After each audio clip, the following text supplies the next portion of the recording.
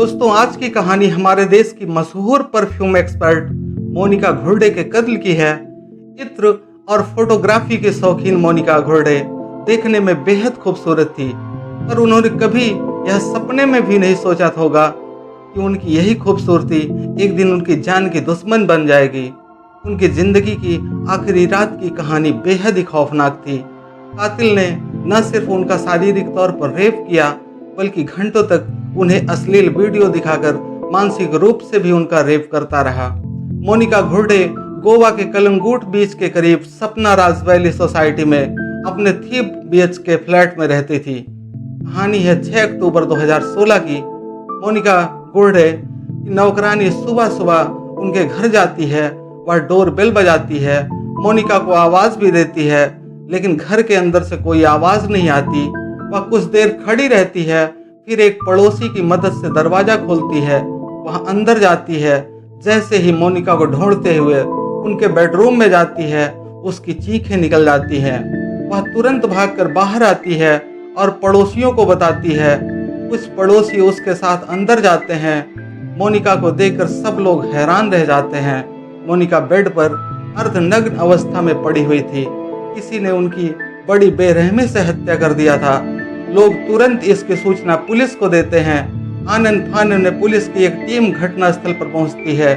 Police भी मोनिका की लाश देखकर हैरान रह जाती है। लाश को देखकर पुलिस पहली ही नजर में समझ जाती है कि इस महिला का रेप किया गया है। बॉडी को पोस्टमार्टम के लिए भेज दिया गया। थोड़ी ही देर में यह खबर मीडिया में आग की तरह फैल गई। मीडिया की सुर्खियां बन गई। मामला काफी हाई प्रोफाइल था। पुलिस गंभीरता से इस केस की जांच शुरू कर देती है और काफी प्रयास और खोजबीन करने पर जल्द ही कातिल पकड़ा जाता है। और फिर कातिल ने पुलिस को हत्या की जो कहानी बताई, पुलिस के अधिकारी भी सुनकर हैरान रह गए। मामला ही इतना भयानक था कि लोग कातिल को फांसी देने की मांग करने लगे थे। आखिर कौन थी मोनिका? कौन था मोनिका का हत्यारा? क्या वजह थी कत्ल की? पूरी कहानी को जानने के लिए आप हमारे साथ वीडियो में अंत तक बने रहिए। यकीन मानिए, पूरी कहानी सुनकर आप भी हैरान रह जाएंगे। दोस्तों नमस्कार, वारदात 24 चैनल में आपका दिल से स्वागत है। प्लीज इस चैनल को सपोर्ट कीजिए। अभी इस चैनल को सब्सक्राइब करके हमारी फैमिली का हिस्सा बनिए। आपके प्यार और सपोर्ट के लिए वेरी वेरी थैंक्स। आइए पूरी कहानी को विस्तार से जानते हैं। बेहद खूबसूरत 48 साल की मोनिका घुर्डे महाराष्ट्र के नागपुर शहर की रहने वाली थी और उनके पिता एक रिटायर्ड जज थे। मुंबई स्थित JJ institute of allied art से मोनिका ने फोटोग्राफी में डिग्री कोर्स भी किया था। मोनिका को बचपन से ही परफ्यूम्स का शौक था, लिहाजा फोटोग्राफी की पढ़ाई के दौरान मोनिका को इत्रों के बारे में भी काफी नॉलेज हो चुका था। वे इत्र की खुशबू से ही उनकी कीमत, क्वालिटी और ब्रांड के बारे में अपने दोस्तों को बता देती थी। लेकिन उस वक्त मोनिका ने यह नहीं सोचा था कि आगे जाकर वह देश के सबसे बेहतरीन परफ्यूम एक्सपर्ट के तौर पर भी उभर कर सामने आएंगी। कॉलेज के बाद मोनिका मुंबई को छोड़कर बेंगलोर चली जाती हैं और वहां फोटोग्राफी में अपना कैरियर तलाशना शुरू कर देती हैं। बेंगलोर में उनकी मुलाकात भारत राम अमृतम से हुई, जो कि एक प्रोफेशनल फोटोग्राफर थे। धीरे धीरे उनकी मुलाकात पहले दोस्ती और फिर प्यार में बदल गई। हालांकि उन दोनों की उम्र के बीच का फासला तकरीबन 20 साल का था। सन 2004 में मोनिका ने भारत राम अमृतम से लव मैरिज कर लिया, लेकिन उनकी शादी ज्यादा दिन तक नहीं चली और सन 2015 में पति से वाद विवाद के चलते वहां अकेले रहने लगी। पति से अलग होने के करीब 1 साल बाद यानी जून 2016 में मोनिका ने गोवा के कलंगूट बीच के करीब सन गोल्डा स्थित सपना राज वैली सोसाइटी में 3 बेडरूम का एक फ्लैट लिया और फिर वहां अकेली उसी फ्लैट में रहने लगी। मोनिका का काम बेहद अच्छा चल रहा था। एक तरफ जहां उन्हें फोटोग्राफी का एक्सीलेंस अवार्ड मिला, तो वहीं दूसरी तरफ इत्र के बिजनेस में नाम कमाने की वजह से उनकी शोहरत हिंदुस्तान से बाहर इंग्लैंड तक जा पहुंची। मोनिका को परफ्यूम इंडस्ट्री से जुड़े लोग लेडी ऑफ स्मेल के नाम से भी जानने लगे थे और उस समय वह एक सेलिब्रिटी के तौर पर अपना जीवन जी रही थी। अपने नए घर में शिफ्ट होने के करीब 5 महीने बाद 6 अक्टूबर 2016 की सुबह जब मोनिका की मेड काम पर आई, मोनिका ने दरवाजा नहीं खोला। मेड काफी देर तक डोर बेल बजाती रह गई।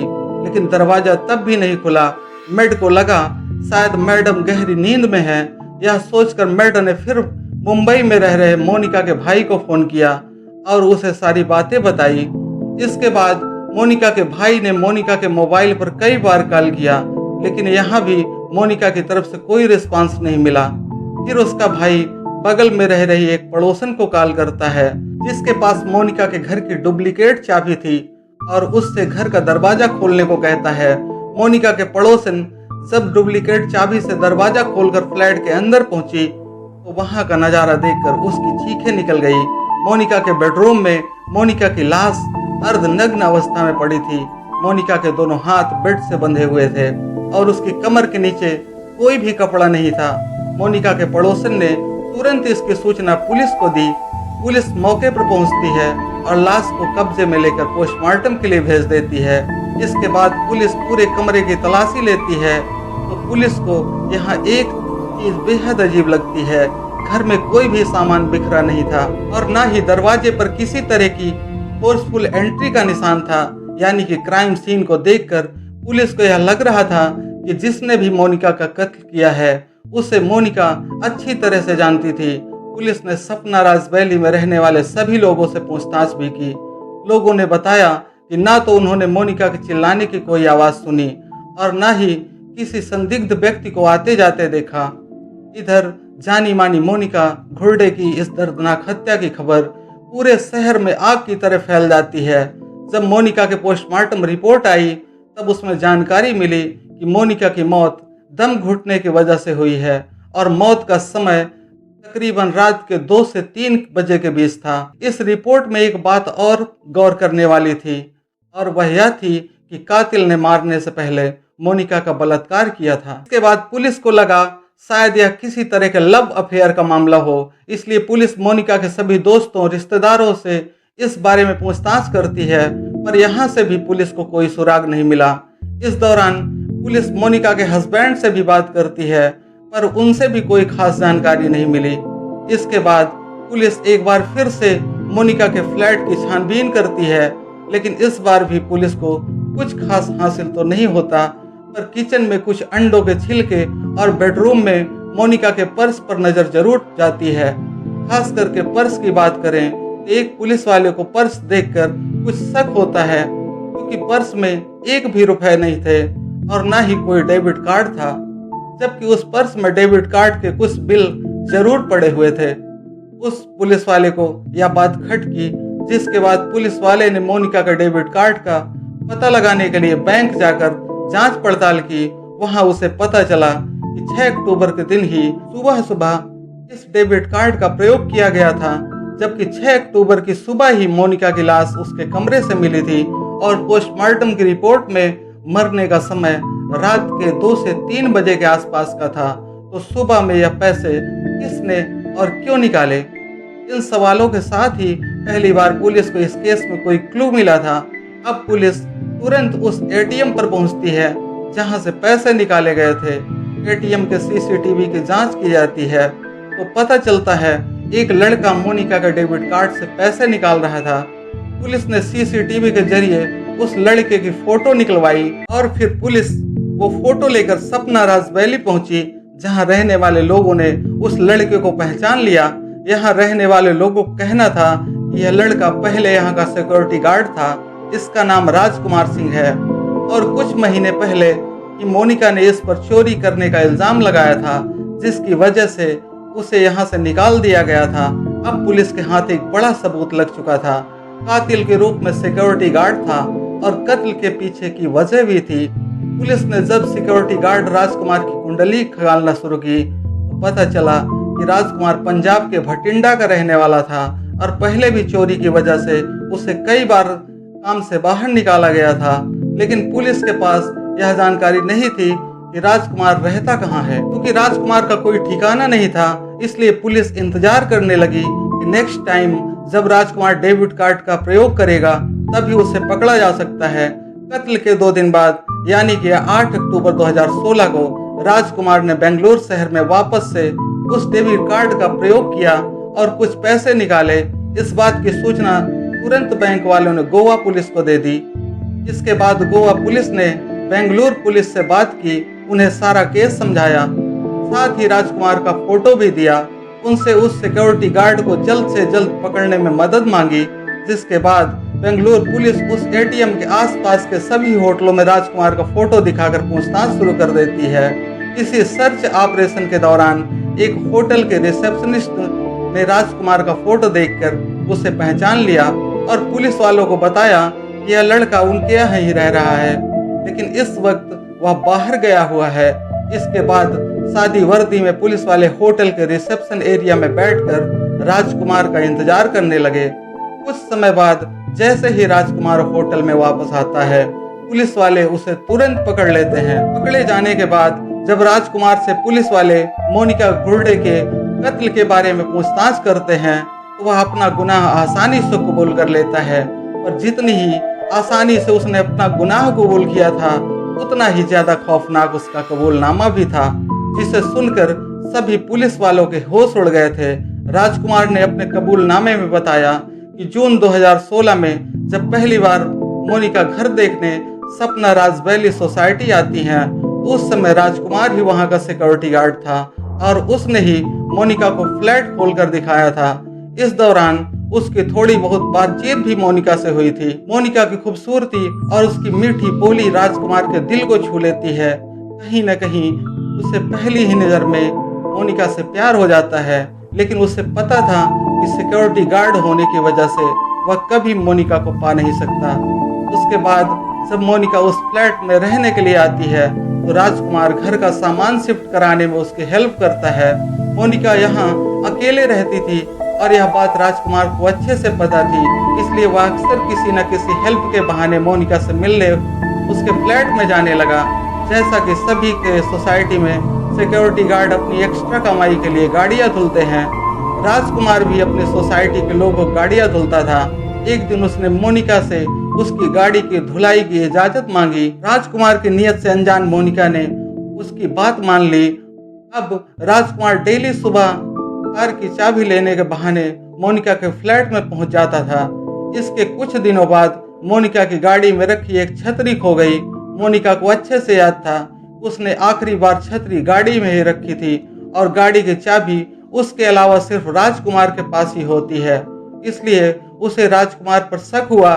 जिसके बाद उसने सिक्योरिटी गार्ड के रूम यानी कि जहां राजकुमार रहता था वहां की तलाशी ली। तलाशी के दौरान मोनिका की छतरी राजकुमार के रूम में ही मिली। राजकुमार की यह चोरी मोनिका को पसंद नहीं आई और उसने राजकुमार के सिक्योरिटी कंपनी में उसके खिलाफ कंप्लेन करके उसे नौकरी से निकलवा दिया। हालांकि राजकुमार ने वह छतरी मोनिका के प्यार की निशानी के तौर पर चुराई थी, पर वह यह बात मोनिका से कह नहीं पाया। मोनिका के ऐसा करने की वजह से राजकुमार के दिल में मोनिका के खिलाफ गुस्सा और नफरत भड़कने लगी। उसने कई बार मोनिका से माफी भी मांगने की कोशिश की, पर मोनिका ने उसे कभी माफ नहीं किया। कुछ दिन तक तो राजकुमार काम की तलाश में इधर उधर भटकता रहा, लेकिन उसका मन अभी भी मोनिका पर ही अटका हुआ था। 2 अक्टूबर की शाम को वह वापस सपना राज वैली सोसाइटी में एक खौफनाक मंसूबे के साथ आया, लेकिन उसने देखा कि मोनिका की गाड़ी जहां खड़ी होती थी वहां नहीं है। वह समझ जाता है कि अभी मोनिका अपने घर में नहीं है। इसके बाद वह सपना राज वैली के छत पर जाकर छुप जाता है और मोनिका के लौटने का इंतजार करने लगता है। राजकुमार बिना कुछ खाए पिए वहीं छत पर छुपकर इंतजार करता रहा और रोज रात में वह छत से उतरकर मोनिका की गाड़ी को देखने आता था, जिससे उसे पता चल सके कि मोनिका वापस आई या नहीं। 5 अक्टूबर की रात 8 बजे राजकुमार नीचे गाड़ी देखने आता है, तो वहां मोनिका की गाड़ी खड़ी थी। गाड़ी देखकर राजकुमार समझ चुका था कि उसका इंतजार अब खत्म हो चुका है। इसके बाद राजकुमार मोनिका के दरवाजे की घंटी बजाता है और जब मोनिका दरवाजा खोलती है तो राजकुमार उसे धक्का मारकर नीचे गिरा देता है। इससे पहले मोनिका कुछ समझ पाती, राजकुमार फट से अपनी जेब से चाकू निकालकर मोनिका के गले पर रख देता है और उससे कहता है कि अगर वह चिल्लाएगी तो वह उसे मार डालेगा। अपनी जान बचाने के लिए मोनिका राजकुमार की बात मान लेती है। इसके बाद राजकुमार मोनिका के फ्लैट का दरवाजा अंदर से बंद कर देता है और मोनिका को उसके बेडरूम में ले जाकर वो बेड पर लेटा देता है और फिर उसके दोनों हाथ बेड से बांध देता है। बांधने के बाद राजकुमार मोनिका से पैसे मांगता है। इस पर मोनिका कहती है कि मेरे पर्स में जो भी पैसे हैं ले लो। मोनिका के पर्स से राजकुमार को लगभग 4000 रुपए मिले। इसके बाद राजकुमार और पैसे मांगता है। तब मोनिका उससे कहती है कि मेरे पर्स में एक डेबिट कार्ड है, उससे तुम एटीएम जाकर जितना चाहो उतना पैसा निकाल सकते हो। मोनिका उसे अपना एटीएम पिन भी बता देती है। उसे लगा शायद पैसे के लालच में राजकुमार एटीएम चला जाएगा और फिर वह किसी तरह अपने आप को छुड़ाने की कोशिश करेगी, पर राजकुमार के मन में कुछ और ही चल रहा था। इसके बाद मोनिका शोर न मचा सके, इसलिए राजकुमार मोनिका के मुंह में कपड़े ठूंस देता है। फिर वह किचन में जाकर खाने पीने का सामान खोजने लगता है, क्योंकि वह 2 दिन से भूखा प्यासा छत पर छुपा हुआ था। उसने सबसे पहले फ्रिज से पानी निकाल कर पिया, फिर फ्रिज में रखी सारी चॉकलेट और आइसक्रीम खाई और फिर 2 अंडे बनाए और उसे भी खाया। यह सब बड़े ही इत्मीनान से कर रहा था, क्योंकि उसे पता था कि यहाँ मोनिका अकेले रहती है। रात 12 बजे के बाद वह वापस मोनिका के बेडरूम में गया और फिर मोनिका से उसके मोबाइल का पासवर्ड पूछा। मोनिका ने मोबाइल का पासवर्ड भी दे दिया, जिसके बाद उसने मोनिका के मोबाइल पर अश्लील वीडियो के साइट्स को ओपन किया। घंटों तक अश्लील वीडियो दिखाता रहा और फिर उसने घंटों तक मोनिका का रेप किया। रात करीब 2:30 बजे राजकुमार का मन जब मोनिका से भर जाता है, तब उसने मोनिका के मुंह को तकिए से दबा दिया। उसने मोनिका के मुंह पर तब तक तकिया दबाए रखा जब तक कि वह मर नहीं गई और फिर रात करीब 3:30 के बीच वह मोनिका के बाथरूम में नहाया और वहां से निकल गया। राजकुमार का पूरा बयान लेने के बाद पुलिस उसके खिलाफ सारे एविडेंस इकट्ठा करती है और फिर उस पर रेप, मर्डर और लूटपाट का केस लगाकर कोर्ट में पेश करती है। इस मामले की अभी भी निचली अदालत में सुनवाई चल रही है, इसलिए राजकुमार को अब तक कोई ठोस सजा नहीं सुनाई गई है। हालांकि वह अभी जेल में है और उसके छूटने की कोई गुंजाइश नहीं है। तो यह थी मोनिका गोल्डे की हत्याकांड की पूरी कहानी। क्राइम की और कहानियां देखने के लिए चैनल को विजिट कीजिए। वीडियो अच्छा लगा हो तो वीडियो को लाइक और चैनल को सब्सक्राइब जरूर करें। मिलते हैं क्राइम की एक और सच्ची घटना के साथ एक नए वीडियो में। अपना और अपनों का ख्याल रखें। धन्यवाद।